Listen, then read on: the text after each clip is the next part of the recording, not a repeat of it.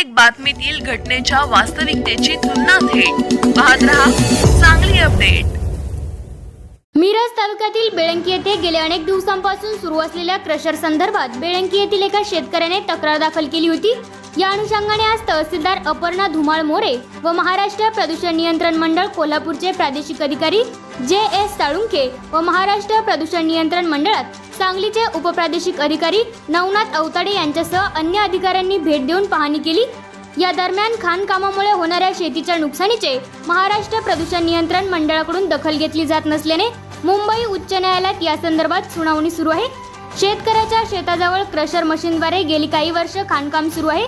या खाणकामामुळे शेतीचे नुकसान होत असून दगडखाणीचा व्यवसाय बंद करण्यात यावा तसेच नुकसान भरपाई देण्यात यावी अशी विनंती करत दिलीप कदम यांनी मुंबई उच्च न्यायालयात याचिका दाखल केली आहे। यानंतर न्यायालयाच्या आदेशानंतर प्रदूषण नियंत्रण मंडळाच्या विभागीय अधिकाऱ्यांनी संबंधित ठिकाणी प्रत्यक्ष जाऊन पाहणी केली।